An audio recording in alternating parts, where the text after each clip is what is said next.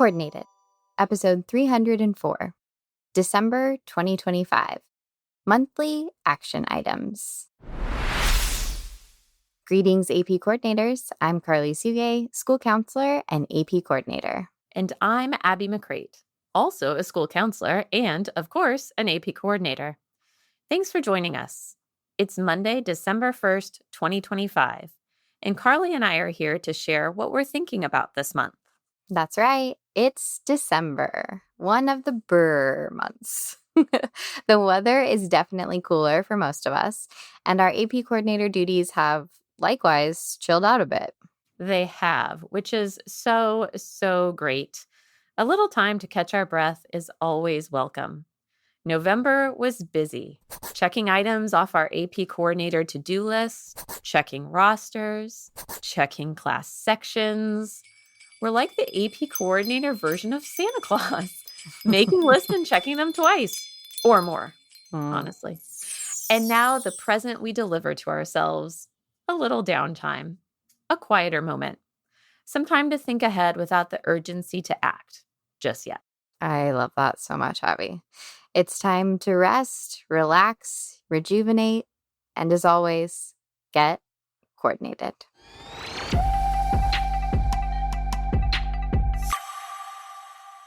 Hey, Karli, nice to see you today. You too, Abby. All is well? All is well.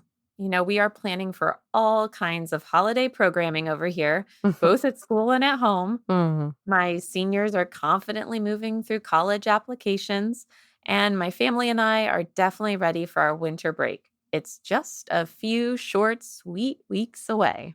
Wonderful. Same here. We are in the thick of getting all of our holiday preparation ready, as well as being ready to wrap up 2025. Yeah, like not only does the song say it's the most wonderful time of the year, it actually is. Yes. Speaking from the AP coordinator perspective, we've passed a major deadline and completed critical tasks like getting students to join their class sections and indicate their exam decisions. So it is a wonderful time to enjoy some downtime. Exactly. And while I don't typically have too many AP coordinator activities in December, I do find myself thinking and planning. So, one thing I've been thinking about is that maybe I should get moving on my technology setup for testing in the spring. Like, do we have what we need? And is there anything we want to do differently this coming test cycle? You know, some thoughtful reflection never hurts. Well, I guess let me ask you that, Karli. If you think back on your digital testing experience from last year, is there anything you're going to do differently this year? That's a good question. I mean, in terms of the way I set up the room, my power sources, my materials, those kinds of things all worked really well. So I don't think I would change much there, but I will be recruiting teachers to be reminding their students to come with completely charged devices. That was a big one. I really don't want to hear, but Mrs. Suye, I'm at 30% this year, like at all. I know exactly that comment. Live that life. Yeah, there's actually not, when I'm thinking about this for myself, there's not too much that I'll do differently. Things went really smoothly for me. It was my first time doing digital for the most part. I think I might have done one or two in 2024, but like it was big time digital for me last year, and it went so smoothly. You know, I had maybe 5 free testing stations for students with battery issues that maybe every so often I'd have to move some students over, but that was plenty of empty seats. All my students were able to log in successfully to Blue Book. They were all able to submit their exams for scoring. So big success, really. But, you know, talking through this, one thing I'm realizing I should schedule now is a meeting with our technology team for early January. I think I mentioned this in a prior conversation here on the podcast, but I have to use some new testing rooms this year. That's right. So, yeah, so top of mind, I've got to make sure we have enough wireless access points and any new spaces I plan to use. So I got to check in with the team about that.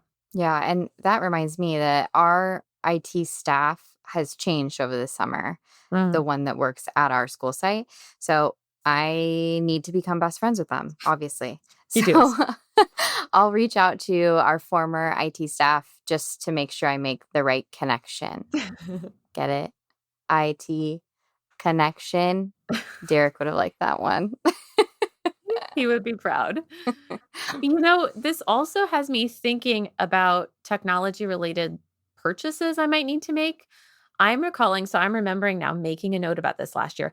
We had students who were using these cheap chargers and they were not doing an effective job charging their laptops.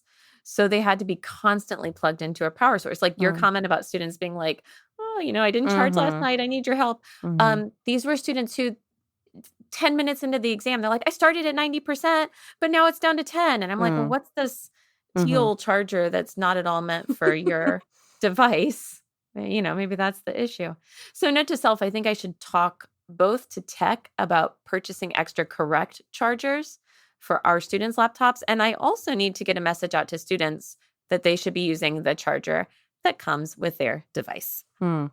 Well, if you're thinking about making tech related purchases this year, you might also want to consider next year's needs because, and I'm sure you've heard the great news, but all of the world language and culture exams and music theory are going either fully digital or hybrid digital in May of 2027. And our students will need wired headsets.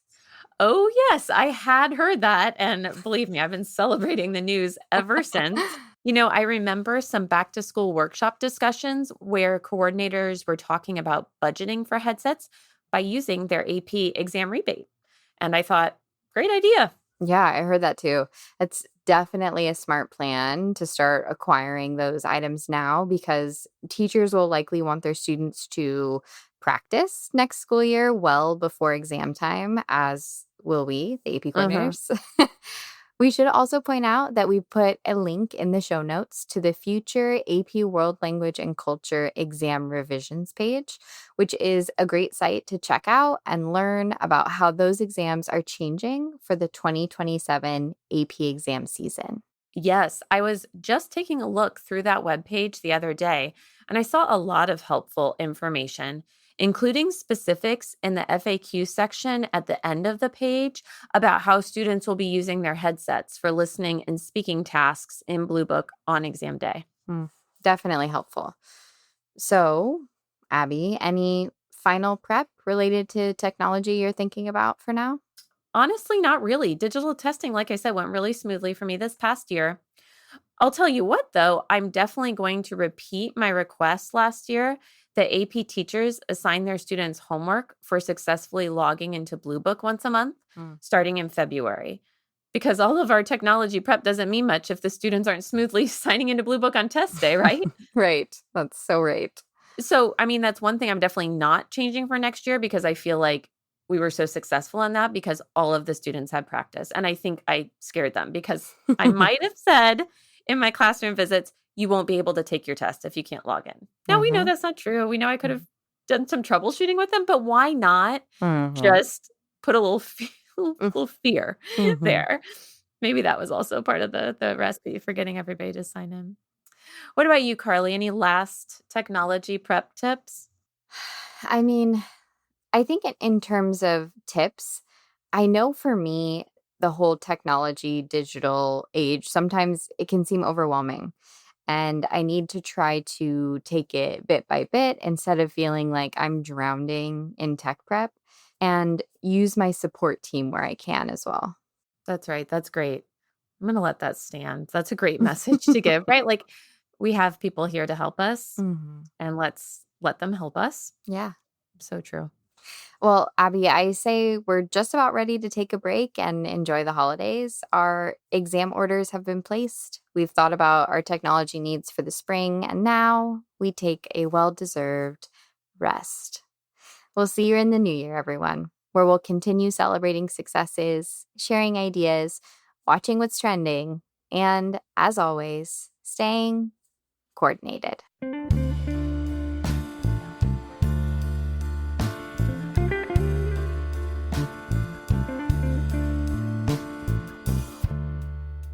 Thank you, everyone. We hope you enjoyed today's show. We look forward to continuing to share with you what we're working on each month. Yes, this is a great way for us to stay on track and feel supported in our work as AP coordinators. We appreciate sharing ideas with you all. Because, as we know, no one does it better. AP coordinators, we are truly good as gold.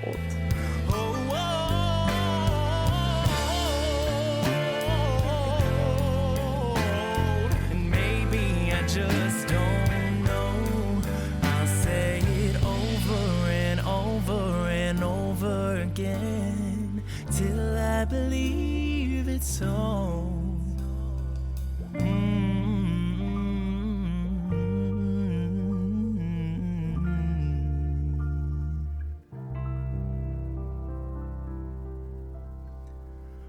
I'm good as gold.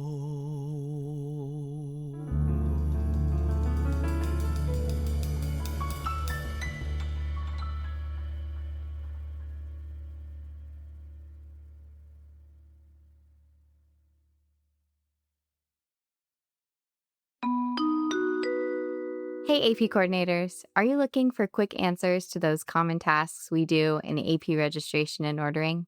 Especially some that we only do once a year, which, side note, Karli, for me, that is changing AP art and design portfolio types.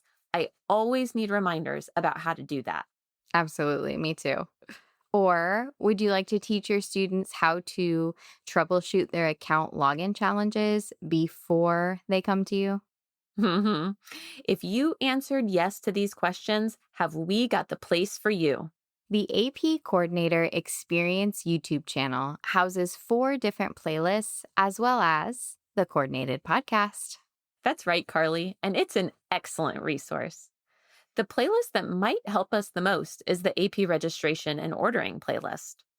This features over 10 short videos on how to do everything in AP registration and ordering, from how to create a class section to, my personal favorite, how to switch AP Art and Design exams, to how to switch students to late testing.